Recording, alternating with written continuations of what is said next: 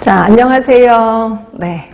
몸 건강하시나 모르겠습니다. 요즘 감기가 워낙 유행해갖고 좀 조심하셔야 돼. 우리 이제 공부할 때 아프면 온갖 것이 다 서럽더라고요. 그러니까 아프지 않도록 노력하셔야 돼. 자, 우리 저번 주에 나눠드렸던 유인물을 아직 덜 끝냈을 거예요. 그거 마저 하고, 그 다음에 문제도 이제 마저 풀도록 하겠습니다. 우리 저번 주에 어떤 걸 했었었냐면, 잠깐만요.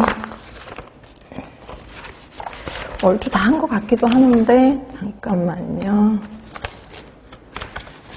조금 남았을 거예요. 그래서 저한테는 몇 쪽이냐면, 한 20쪽, 여러분 한 19쪽 될래나? 하여튼 거기 보시면 정신보건사업의 원칙이 있을 겁니다. 요거부터 하시면 될 것 같아요.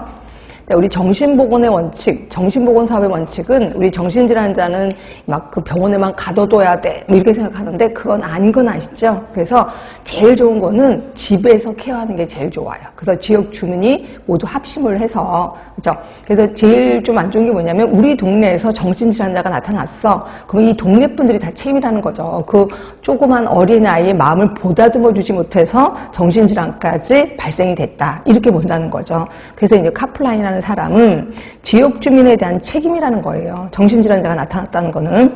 그래서 환자의 가정과 가까운 곳에서 진료를 해라. 그리고 포괄적인 서비스, 항상 포괄적인 서비스 하면 1차, 2차, 3차 다 들어가는 거 알고 계실 거고요.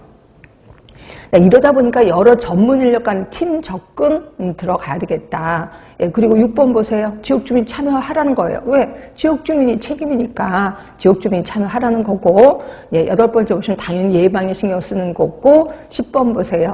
정신 질환자들은 평생 동안 약을 드셔야 되잖아요. 그러니까 돈도 없을 거예요. 그래서 이것 때문에 보건의료 서비스와 사회복지 서비스 간의 연결이 필요하다라고 되어 있습니다. 외우지는 마시되 보고, 정신보건사업은 이런 식으로 하는 거구나라고 감을 좀 잡으시면 될 것 같아요. 그 다음에 이제 20번은 문제는 없어요. 근데 요 정도는 좀 알고 계시는 게 좋을 것 같아서 손상의 개인 사회 모델이 있는데요. 그러니까 우리는 손상 입었어. 그래서 내가 팔 하나가 없어. 라고 하면 팔 하나가 없다는 건 뿐이 그것만 문제지 않느냐라고 하는데 그게 아니라 팔이 하나 없음으로써 내가 일상생활을 못하는 거고 일상생활을 못하는 것뿐이 아니라 내가 사회생활도 못하게 되는 거죠. 그래서 결국 내가 손상 입은 걸로 인해서 일상생활도 못하고 사회생활도 못하니까 세 가지가 다 망가지게 된다는 거예요. 그래서 방가로 2번에 보시면 이러한 손상 예방을 위한 다수준적인 접근 방법이 균형적으로 이루어지기 위해서는 3-2 전략을 효율적으로 활용하라는 거죠. 그럼 3-2 전략이라는 게 도대체 뭔데? 그 박스 안으로 들어가시면 인적 요인, 그 다음에 매개체적 요인, 환경적 요인, 이걸 3-2 전략이라고 하는 건데, 자, 인적 요인은 개인적 수준이 있죠. 그래서 이제 개인에게는 교육을 시키는 거예요. 어떤 교육? 손상을 입지 않도록 예방되는 교육을 시키는 거죠. 뭐 예를 들어서 놀이기구에 대해서 놀이기구 사용하는 규칙을 알려주는 거죠. 어린아이들한테.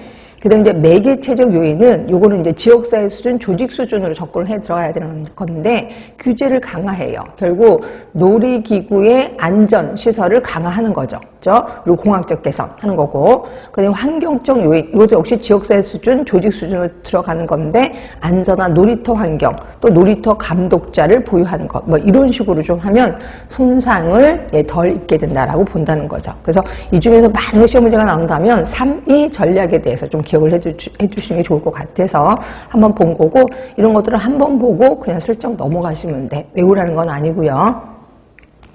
그 다음에 거기 보시면 질병 발생의 3대 요인 아실 거예요.